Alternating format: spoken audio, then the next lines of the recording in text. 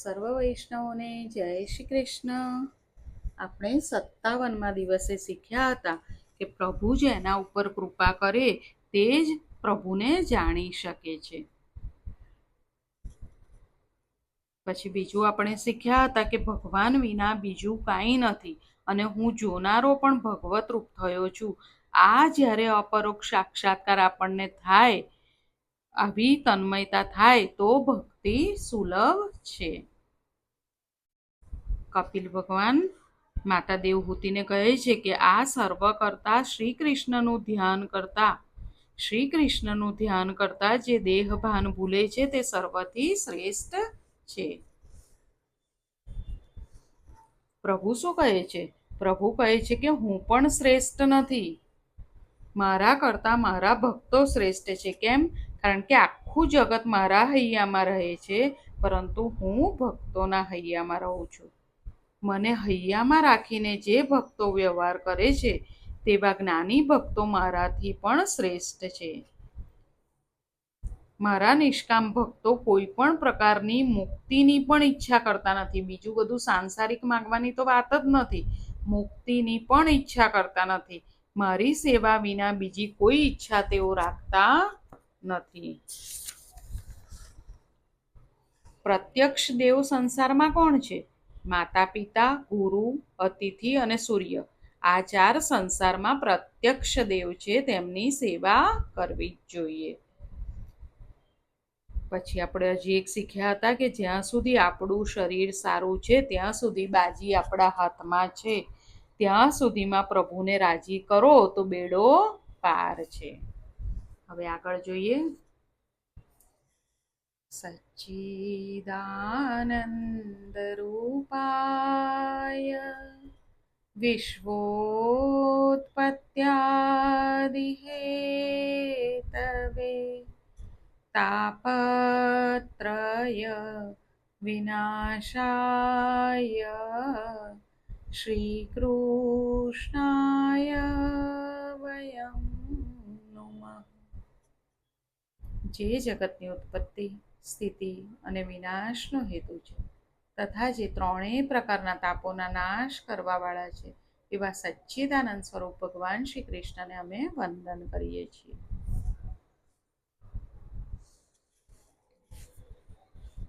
આપણે અગાઉ જોયું હતું કે અતિ પાપી હોય એને યમદૂતો કેવી રીતે યમપુરીમાં લઈ જાય છે, અને જેના પાપ અને પુણ્ય સરખા હોય એ લોકો ચંદ્રલોકમાં જાય છે, અને પુણ્ય જ હોય તો સ્વર્ગમાં જાય છે, અને પછી જો પુણ્ય ખૂટી જાય એટલે ફરીથી મનુષ્ય લોકમાં જન્મ લેવો પડે છે અને અનેક જન્મ મરણનું દુઃખ ભોગવવું પડે છે.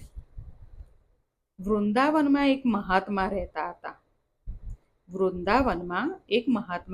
હતા. મહાત્મા ધ્યાનમાં બેઠા હતા. તેવામાં એક ઉંદર પાછળ બિલાડી પડી. ઉંદર આવીને મહાત્માની ગોદમાં ભરાઈ ગયો. મહાત્માને દયા આવી. ઉંદરને કહ્યું કે તું કેમ, તને બનાવી દઉં. હવે ઉંદરની બુદ્ધિ કેટલી, એણે કીધું કે હું બિલાડી બની જાઉં તો મને કોઈની બીક જ ના રહે, એટલે કે મને બિલાડી બનાવી દો. મહાત્માએ ઉંદરને બિલાડી બનાવી દીધો. હવે એ બિલાડી પાછળ એક દિવસ કૂતરો પડ્યો. હવે બિલાડીને બીક લાગી. એણે મહાત્માને કહ્યું કે મને કૂતરો બનાવી દો. મહાત્માએ એને કૂતરો બનાવી દીધો. એક દિવસ જંગલમાં એક કૂતરા પાછળ વાઘ પડ્યો. પછી એને થયું કે હવે કૂતરા કરતા તો વાઘ થવું સારું. તો કીધું મહારાજ મને વાઘ બનાવી દો. મહાત્માએ તેને વાઘ બનાવી દીધો. વાઘ થયા પછી બુદ્ધિ બગડી ગઈ. હિંસા કરવાથી હિંસક વૃત્તિ જાગૃત થઈ. તેણે વિચાર્યું કે આ મહારાજ મને પાછો ઉંદર બનાવી દેશે તો ભારે થશે, ચાલ હું મહાત્માને જ ખાઈ જાઉં. મહાત્મા કહે, અરે અચ્છા બેટા, તું મને જ ખાવા આવ્યો છે. મહાત્માએ તેને ફરીથી ઉંદર બનાવી દીધો. આ ઉંદર બિલાડીની કથા નથી. આ આપણી કથા છે. આ જીવ એક વખત ઉંદર હતો, એક વખત બિલાડી હતો, અને હવે તે માનવ થયો છે. ત્યારે તે કહેવા લાગ્યો કે હું ઈશ્વરમાં માનતો નથી. પહેલા અલગ અલગ યોનિમાં આપણો જન્મ થયો હતો. પછી આપણને પ્રભુએ માનવ બનાવ્યા તો માનવ થઈને હવે આપણે શું કહીએ છીએ કે હું ઈશ્વરમાં માનતો નથી, ધર્મમાં માનતો નથી. ભગવાન ત્યારે વિચારે છે કે બેટા તું ક્યાં જઈશ, હું તને ફરીથી ઉંદર બિલાડી બનાવી દઈશ. આ મનુષ્ય જન્મમાં જો જીવ ઈશ્વરને ઓળખવાનો કે પામવાનો પ્રયત્ન ન કરે તો તેને ફરીથી પશુ બનવું પડે છે. આ મનુષ્ય જન્મમાં જો જીવ ઈશ્વરને ઓળખવાનો કે પામવાનો પ્રયત્ન ના કરે તો તેને ફરીથી પશુ બનવું પડે છે. પશુ પક્ષીઓના અવતારમાં અનેક પ્રકારે દુઃખ ભોગવી જીવ મનુષ્ય યોનિમાં આવે છે. આપણે પશુ પક્ષીઓના અવતાર પણ લીધેલા છે, એમાં આપણે કેટલું દુઃખ ભોગવ્યું છે, અને એ બધું દુઃખ ભોગવીને આપણે મનુષ્ય યોનિમાં આવીએ છીએ. જે દિવસે ગર્ભ રહે છે તે દિવસે પાણીના પરપોટા જેવો સૂક્ષ્મ હોય છે. 10 દિવસ પછી એ ફળ જેવો મોટો થાય છે. 1 મહિના પછી ગર્ભને માથું આવે છે. 2 મહિનામાં હાથ પગ આવે છે. 3 મહિનામાં નખ અને વાળ આવે છે. 4 મહિનામાં 7 ધાતુ, 5 મહિનામાં ભૂખ તરસનું જ્ઞાન, 6 મહિનામાં માતાના પેટમાં ભ્રમણ કરે છે. આ ક્રમ છે. જ્યાં અનેક જંતુઓ ઉત્પન્ન થાય તેવા વિષ્ઠા અને મૂત્રથી ભરેલા પોલાણમાં તેને રહેવું પડે છે. પેટમાં વિષ્ઠા અને મૂત્રથી ભરેલા પોલાણમાં રહેવું પડે છે. ત્યાં અનેક જંતુઓ કરડે છે. ત્યારે કેટલીક વાર તે મૂર્છા પામે છે. વળી માતાએ એ સમયમાં જો માતા ઊના, ખારા, ખાટ્ટા એવા ખોરાક ખાય, તીખું, ખાટું, ગરમ એવા બધા જો ખોરાક ખાય તો એના સઘળા અંગમાં વેદના થાય છે. આ પ્રમાણે ગર્ભમાં અનેક પ્રકારનું દુઃખ ભોગવે છે. પાંજરામાં પક્ષી પુરાય તેમ રહે છે, પણ કાંઈ પણ કરવાને તે અસમર્થ છે. 7મે મહિને જીવાત્માને પુણ્ય જન્મનું જ્ઞાન થાય છે. હવે જ્યારે 7મો મહિનો આવે છે ત્યારે એને પૂર્વજન્મનું જ્ઞાન થાય છે. ગર્ભમાં તે પ્રભુની સ્તુતિ કરે છે. 7મા મહિને જીવ ગર્ભમાં પ્રભુની સ્તુતિ કરે છે કે નાથ મને બહાર કાઢો. ગર્ભવાસ અને નર્કવાસ એ સરખો છે. મને બહાર કાઢશો તો બહાર નીકળ્યા પછી હું તમારી ખૂબ સેવા કરીશ, ખૂબ ભક્તિ કરીશ. ગર્ભમાં જીવ જ્ઞાની થાય છે. આટલું બધું દુઃખ પડે છે ગર્ભમાં, એટલે જીવ જ્ઞાની થાય છે અને પ્રભુને પ્રાર્થના કરે છે કે મને આમાંથી બહાર કાઢો, હું તમારી બહુ સેવા કરીશ. ભગવાન આગળ અનેક પ્રતિજ્ઞાઓ કરે છે કે મને બહાર કાઢો, મને બહુ દુઃખ થાય છે. પ્રસવ પીડા વખતે અતિશય વેદનામાં પૂર્વજન્મનું જ્ઞાન હતું તે જીવ ભૂલી જાય છે. જ્યારે માતાના પેટમાંથી બહાર નીકળે ત્યારે પ્રસવ પીડા વખતે તેને એટલું બધું દુઃખ થાય છે કે બધું જે જ્ઞાન હતું એ બધું એ ભૂલી જાય છે. બહાર આવતી વખતે અતિશય દુઃખ થવાથી ગર્ભનું જ્ઞાન ભૂલી જાય છે. જીવ બાલ્યાવસ્થામાં, યૌવનમાં, વૃદ્ધાવસ્થામાં અનાદિકાળથી દુઃખ ભોગવે છે. જન્મ અને મરણનું દુઃખ ભયંકર છે. આ બંને દુઃખ સરખા છે. દુઃખોનો અંત આવતો જ નથી. હવે ગર્ભમાંથી બહાર નીકળ્યો એટલે બધું ભૂલી ગયો અને પછી આવીને કહે છે કે હું તો ભગવાનને માનતો જ નથી. આવું થાય છે. અને પછી વારંવાર જન્મ મરણનું ભયંકર દુઃખ. જ્યાં જન્મ થયો કે માયા તેને સ્પર્શ કરે છે. સંસારમાં માયા કોઈને છોડતી નથી. જીવ એક જ વસ્તુ સાથે પ્રેમ કરે તો ઈશ્વરને ગમે છે. આપણે જો એક જ વસ્તુ સાથે પ્રેમ કરીએ તો પ્રભુને ગમે છે. પણ જીવ બાલ્યાવસ્થામાં મા સાથે પ્રેમ કરે, પછી રમકડા સાથે પ્રેમ કરે, પછી મોટો થાય એટલે પુસ્તક સાથે પ્રેમ કરે, પછી પુસ્તકનો મોહ ઘટી જાય અને પૈસા સાથે પ્રેમ કરે. પૈસાનો પણ પ્રેમ ટકતો નથી, પછી લાડી સાથે પ્રેમ કરે છે. કહે છે કે તારા માટે હજારો ખર્ચવા તૈયાર છું, અને પેલી નચાવે તેમ નાચે છે. લાડી સાથે પ્રેમ કાયમ રહેતો નથી. 2-4 છોકરા થાય એટલે ગભરામણ થાય છે. છોકરા થાય છે એટલે સ્ત્રીમાંથી મોહ ઓછો થાય છે. આ પ્રભુની માયા વિચિત્ર છે. પરણેલો પણ પસ્તાય છે અને ન પરણેલો પણ પસ્તાય છે. અનેક જન્મોથી આ પ્રમાણે જીવ ભટકતો આવ્યો છે. માં, હવે ક્યાં સુધી તારે ભટકવું છે? આપણે બધાને યાદ છે ને કે આ કપિલ મહારાજ માતા દેવહૂતિને બધું સમજાવી રહ્યા છે. આટલું બધું સમજાવી રહ્યા છે કે માં આ પ્રમાણે જન્મોથી અનેક જન્મોથી જીવ ભટકતો આવ્યો છે. માં હવે ક્યાં સુધી તારે ભટકવું છે? તને કંટાળો નથી આવ્યો?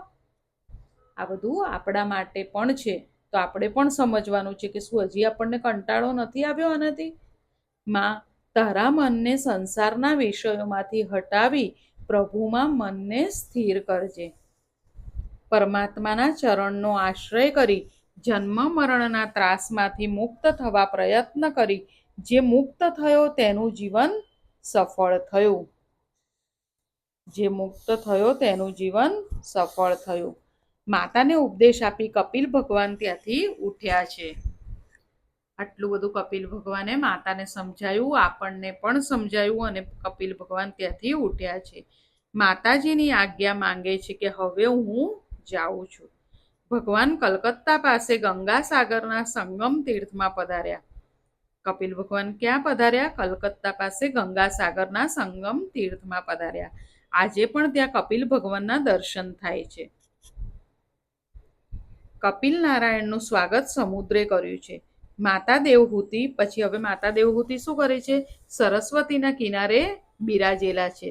સ્નાન કરે છે, ધ્યાન કરે છે, એટલે એમના મનની શુદ્ધિ થાય છે. માતા દેવહૂતિને નારાયણનું ચિંતન કરતા કરતા મુક્તિ મળી છે.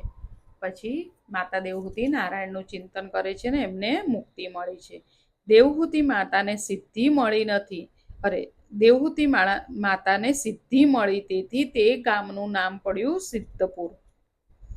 હવે દેવહૂતિ માતાને આ નારાયણનું ચિંતન કરતા કરતા મુક્તિ મળી, સિદ્ધિ મળી અને એ જે જગ્યાએ મળી એટલે ગામનું નામ પડ્યું સિદ્ધપુર. દેવહૂતિના ઉદ્ધારથી તેનું બીજું નામ માતૃગયા પણ છે. આ કપિલ ગીતા સાંભળવાથી શ્રોતા વક્તાઓના અનેક પાપોનો નાશ થાય છે. આ કપિલ ગીતા આપણે સાંભળીએ તો જે વક્તા હોય અને શ્રોતા હોય બંનેના પાપનો નાશ થાય છે. નાના પ્રકારના કર્મો, યજ્ઞ, દાન, તપ, વેદાધ્યયન, વેદ વિચાર, મન તથા ઇન્દ્રિયોનો સંયમ, કર્મનો ત્યાગ, અનેક પ્રકારનો યોગાભ્યાસ, ભક્તિ યોગ, પ્રવૃત્તિ માર્ગ અને નિવૃત્તિ માર્ગ, સકામ અને નિષ્કામ ધર્મો, આત્મતત્વનું જ્ઞાન અને દ્રઢ વૈરાગ્ય, આ સર્વ સાધનોથી સગુણ નિર્ગુણ રૂપ પરમાત્માની જ પ્રાપ્તિ કરવામાં આવે છે. આ સર્વ માર્ગોથી પામવાનું તત્વ એક જ છે. કયું? પરમાત્મા. અહીંયા સ્કંદ 3 સમાપ્ત થાય છે. હવે છે સ્કંદ 4. પ્રથમ સ્કંદમાં અધિકારનું વર્ણન કર્યું કે ભાગવતનો શ્રોતા કેવો હોવો જોઈએ વગેરે બતાવ્યું, એ આપણે જોયું. દ્વિતીય સ્કંદે જ્ઞાન લીલા છે. બીજા સ્કંદમાં જ્યારે મરણ સમીપ આવેલું હોય ત્યારે જીવે કેવી રીતે વર્તવું, મનુષ્ય માત્રનું કર્તવ્ય શું છે વગેરે જ્ઞાન ગુરુએ આપ્યું. પાત્ર વગર જ્ઞાન ટકતું નથી. સુપાત્ર વગર જ્ઞાન શોભે નહીં. ધન અને જ્ઞાન પાત્ર વગર શોભતા નથી. જ્ઞાન એ ક્રિયાત્મક ન થાય ત્યાં સુધી અજ્ઞાન જેવું છે. જ્ઞાન ક્રિયાત્મક ન થાય ત્યાં સુધી અજ્ઞાન જેવું છે. એનું અર્થ શું ખબર પડી ને બધાને? કે આપણામાં જ્ઞાન બહુ હોય પણ આપણે એને કરવામાં વાપરીએ જ નહીં. એ જ્ઞાનને ખાલી મગજમાં જ ભરીને રાખીએ અને એને વાપરીએ નહીં તો એ અજ્ઞાન જેવું છે. બહુ જાણવા કરતાં જે જાણ્યું છે તેને જીવનમાં ઉતારવાનો પ્રયત્ન કરો. શું કીધું? બહુ જાણવા કરતાં આપણે અલગ અલગ, એટલે જ મને કે ઘણા આ પુસ્તક પણ સારું છે, આ પુસ્તક પણ સારું છે, પણ બહુ જાણીશું ને કંઈ નહીં કરીએ એના કરતાં આપણે એક જ વસ્તુ જાણીએ, એકને જ પકડી રાખીએ અને તેને ક્રિયાત્મક બનાવીએ, આપણા જીવનમાં ઉતારીએ. તો બહુ જાણવા કરતાં જે જાણ્યું છે તેને જીવનમાં ઉતારવા પ્રયત્ન કરવો. જ્ઞાન ક્રિયાત્મક ન બને ત્યાં સુધી જ્ઞાનની કિંમત નથી. જ્ઞાન ક્રિયાત્મક બને ત્યારે જ શાંતિ આપે છે. જ્ઞાનને શબ્દરૂપ નહીં પરંતુ ક્રિયાત્મક બનાવો. વિચાર કરતા લાગે છે કે જ્ઞાનનો અંત આવ્યો નથી અને આવવાનો પણ નથી, પરંતુ જ્ઞાન ક્રિયાત્મક બને ત્યારે શાંતિ મળે છે. ગુરુએ આપેલું જ્ઞાન એ ક્રિયામાં જીવનમાં કેવી રીતે ઉતારવું એ ત્રીજા સ્કંદમાં બતાવ્યું. આપણે આગળ ત્રીજો સ્કંદ જોયો ને, એમાં જ્ઞાન જીવનમાં કેવી રીતે ઉતારવું એ ગુરુએ બતાવ્યું. તૃતીય સ્કંદમાં જ્ઞાન અને ક્રિયાનું મધુર મિલન કેવી રીતે કરવું તે બતાવ્યું. કપિલ એટલે જીતેન્દ્રિય, જ્ઞાનને પચાવી શકે છે. કપિલ એટલે જીતેન્દ્રિય, અને જીતેન્દ્રિય હોય જ્ઞાનને પચાવી શકે છે. વિલાસી લોકો જ્ઞાનનો અનુભવ કરી શકે નહીં. વેદાંતનો અધિકાર સર્વને નથી, વેદનો અધિકાર વિરક્તને જ છે. વેદનો સંહિતા ભાગ મંત્રરૂપ છે. બ્રાહ્મણ સંહિતાનું ભાષ્ય છે. આરણ્યકમાં ઉપનિષદ આવે છે. અતિ સાત્વિક જીવન ગાળનાર ઋષિઓ જેનું ચિંતન કરે છે તે ઉપનિષદ છે. તે જ વેદાંત. વેદનો અંત વેદાંત. અંતનો અર્થ છે સમાપ્ત. વેદની સમાપ્તિ શેમાં છે? ઉપનિષદમાં. વૈરાગ્ય અને સંયમ વગર જ્ઞાન પચતું નથી. વૈરાગ્ય અને સંયમ વગર જ્ઞાન પચતું નથી. તે જ્ઞાનને જીવનમાં ઉતારી ભક્તિમય જીવન ગાળનારા ઓછા છે. હવે આપણે જે જ્ઞાન આપણને મળ્યું છે તે આપણે જીવનમાં ઉતારવાનું અને ભક્તિમય જીવન ગાળવાનું, એવા લોકો બહુ ઓછા છે. તો આપણે એ પ્રયત્ન કરીશું. જ્ઞાન પ્રાપ્ત કરવું હોય તો સરસ્વતીના કિનારે રહેવું પડશે, કરદમ થવું પડશે. કરદમ થશો તો બુદ્ધિ દેવહૂતિ થશે, એટલે કે જીતેન્દ્રિય થશો. તો બુદ્ધિ નિષ્કામ થશે, જ્ઞાન સિદ્ધ થશે. જ્ઞાન સિદ્ધ થયા પછી પુરુષાર્થ સિદ્ધ થાય છે.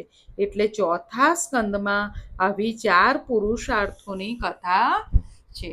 આપણે હવે ચોથો સ્કંદ આવ્યા છે, એમાં 4 પુરુષાર્થોની કથા છે. ત્રીજા સ્કંદમાં સર્ગ લીલા હતી. આ સ્કંદમાં વિસર્ગ લીલા છે. પુરુષાર્થ 4 છે. કયા? ધર્મ, અર્થ, કામ અને મોક્ષ. કયા 4 પુરુષાર્થ છે? ધર્મ, અર્થ, કામ અને મોક્ષ. એટલે ચતુર્થ સ્કંદમાં 4 પ્રકરણો છે: ધર્મ, અર્થ, કામ અને મોક્ષ. ધર્મ પ્રકરણના અધ્યાય 7 છે. 7 પ્રકારની શુદ્ધિ આવે તો ધર્મ સિદ્ધ થાય. હવે ધર્મ, અર્થ, કામ, મોક્ષ એ 4 પુરુષાર્થ છે ને, તો ધર્મ આપણામાં ક્યારે સિદ્ધ થાય? જ્યારે આપણામાં 7 પ્રકારની શુદ્ધિ હોય તો. કઈ 7 પ્રકારની શુદ્ધિ હોય? તો પહેલું દેશ શુદ્ધિ, બીજું કાલ શુદ્ધિ, ત્રીજું મંત્ર શુદ્ધિ, ચોથું દેહ શુદ્ધિ, પાંચમું વિચાર શુદ્ધિ, છઠ્ઠું ઇન્દ્રિય શુદ્ધિ અને સાતમું દ્રવ્ય શુદ્ધિ. અર્થ, હવે ધર્મનું થયું આ. હવે ધર્મ, અર્થ, કામ, મોક્ષ. તો હવે અર્થ પ્રકરણના 5 અધ્યાય છે. કારણ અર્થની પ્રાપ્તિ 5 સાધનથી થાય છે. 5 સાધનો કયા? માતા પિતાના આશીર્વાદ, ગુરુ કૃપા, ઉદ્યમ, પ્રારબ્ધ અને પ્રભુ કૃપા. કયા? માતા પિતાના આશીર્વાદ જોઈએ, ગુરુની કૃપા જોઈએ, ઉદ્યમ એટલે આપણે ઉદ્યમ કરવું પડે, પ્રારબ્ધ આપણું જે પ્રારબ્ધ હોય એ, અને પાંચમું પ્રભુની કૃપા. આ 5 પ્રકારના સાધનોથી ધ્રુવને અર્થની પ્રાપ્તિ થઈ હતી. ધર્મ, અર્થ. પછી શું આવ્યું? કામ. લાસ્ટમાં મોક્ષ છે. કામ આવ્યું. કામ પ્રકરણના 11 અધ્યાય છે. કારણ કામ 11 ઇન્દ્રિયોમાં રહેલો છે. 5 જ્ઞાનેન્દ્રિય, 5 કર્મેન્દ્રિય અને 11મું મન. આ કામ છે, જે કામ છે એ 11 ઇન્દ્રિયમાં રહેલો છે. તો 11 ઇન્દ્રિયો કઈ? 5 જ્ઞાનેન્દ્રિય, 5 કર્મેન્દ્રિય અને 11મું મન. એ 11 ઠેકાણે કામ રહેલો છે. રાવણને 10 મસ્તકો હતા, એટલે કે રાવણ કામ 10 ઇન્દ્રિયોમાં રહેલો છે. સર્વને રમાડે એ રામ, અને સર્વને રડાવે એ રાવણ. કામ જીવ માત્રને રડાવે છે. કામ મનમાંથી જતો નથી, એ જ વિઘ્નરૂપ છે. મનમાં આંખ કામ વાટે આવે છે. મનમાં કામ આંખ વાટે આવે છે. મારી વાંચવામાં ભૂલ થઈ. આપણા મનમાં કામ કેવી રીતે આવે? આંખથી આવે. માટે આંખમાં રાવણ કામને આવા દેશો નહીં. રામ જેવા નિર્વિકારી બનો તો રાવણ એટલે કે કામ મરશે, અને કામ મરશે તો રામ મળશે. જ્યારે આપણું કામ મરશે તો રામ મળશે. હવે છેલ્લું કયું રહ્યું? મોક્ષ. ધર્મ, અર્થ, કામ અને મોક્ષ હતું ને, આ છેલ્લું છે મોક્ષ. મોક્ષ પ્રકરણના 8 અધ્યાય છે. શ્રી મહાપ્રભુજીએ ભાગવતાર્થમાં કહ્યું છે કે પ્રકૃતિના 8 પ્રકાર છે. પૃથ્વી, જળ, આકાશ, વાયુ, તેજ, મન, બુદ્ધિ, અહંકાર. આ અષ્ટધા પ્રકૃતિને કાબૂમાં રાખે તેને મોક્ષ મળે છે. આ અષ્ટધા પ્રકૃતિ છે કઈ? પૃથ્વી, જળ, આકાશ, વાયુ, તેજ, મન, બુદ્ધિ, અહંકાર. આ અષ્ટધા પ્રકૃતિને કાબૂમાં રાખે તેને મોક્ષ મળે છે. અષ્ટધા પ્રકૃતિમાંથી મુક્ત થાય તેને મુક્તિ મળે છે. પ્રકૃતિના બંધનમાંથી મુક્ત થાય છે તે કૃતાર્થ બને છે. કેવી રીતે કૃતાર્થ થવાય? પ્રકૃતિના બંધનમાંથી મુક્ત થઈએ તો. એટલે પ્રકૃતિ ઉપર વિજય મેળવનાર મુક્ત બને છે. પ્રકૃતિ એટલે શું? આપણે અગાઉ જોયું હતું ને કે પ્રાણ ને પ્રકૃતિ સાથે જાય. પણ એકદમ આપણું દ્રઢ વૈરાગ્ય અને દ્રઢ ભક્તિ, તીવ્ર ભક્તિ હોય તો પ્રકૃતિ બદલી શકાય. પ્રકૃતિ એટલે શું? ત્યારે મેં કહ્યું હતું, પ્રકૃતિ એટલે સ્વભાવ. અનેક જન્મોના સંસ્કારોને અનુસરીને મન દોડે છે. મોટા મોટા ઋષિઓ પણ પ્રકૃતિને એટલે કે સ્વભાવને વશ કરી શક્યા નથી, તેથી બંધનમાં આવ્યા છે. અષ્ટધા પ્રકૃતિ ઉપર વિજય મેળવે તેને મુક્તિ મળે છે. એટલે આપણા સ્વભાવ ઉપર વિજય મેળવીએ તો મુક્તિ મળે છે. પ્રકૃતિને વશ થાય તે જીવ, અને જેને પ્રકૃતિ વશ થાય છે તે ઈશ્વર. 8 પ્રકારની ભક્તિ. 8 પ્રકારની ભક્તિ કઈ? શ્રવણ, કીર્તન, આપણે બધું અગાઉ જોયું હતું ને. એ 8 પ્રકારની ભક્તિ જેની સિદ્ધ થાય તો તે ઈશ્વરનો થાય. ભગવાન જેવા ન થઈ શકો તો વાંધો નહીં, પરંતુ ભગવાનના થઈને રહેજો. ભગવાન જેવા ના થઈ શકીએ તો કાંઈ વાંધો નથી, પરંતુ ભગવાનના થઈને રહેવાનું છે. આજે અહીંયા સુધી રાખીએ. આપણે શું શીખ્યા એ આપણે જોઈ લઈએ. આજે આપણે શીખ્યા કે આ મનુષ્ય જન્મમાં જો જીવ ઈશ્વરને ઓળખવાનો કે પામવાનો પ્રયત્ન ન કરે તો તેને ફરીથી પશુ થવું પડે. બીજું આપણે શીખ્યા કે કપિલ મહારાજ માતા દેવહૂતિને કહે છે કે માં, આપણે એવું સમજવાનું કે આપણને કહી રહ્યા છે કે માં, તારા મનને સંસારના વિષયોમાંથી હટાવી પ્રભુમાં મનને સ્થિર કરજે. પરમાત્માના ચરણનો આશ્રય કરી જન્મ મરણના ત્રાસમાંથી મુક્ત થવા પ્રયત્ન કરી જે મુક્ત થયો તેનું જીવન સફળ થયું. હજી આપણે શીખ્યા કે જ્ઞાન એ ક્રિયાત્મક ન થાય ત્યાં સુધી એ અજ્ઞાન જેવું છે. બહુ જાણવા કરતાં જે જાણ્યું છે તેને જીવનમાં ઉતારવા પ્રયત્ન કરવો. જ્ઞાન ક્રિયાત્મક બને ત્યારે જ શાંતિ મળે છે. હજી આપણે શીખ્યા કે ભગવાન જેવા ન થઈ શકો તો કંઈ વાંધો નહીં, પરંતુ ભગવાનના થઈને રહેજો. આજે અહીંયા સુધી રાખીએ. ફરી જલ્દી મળીએ. સર્વને જય શ્રી કૃષ્ણ.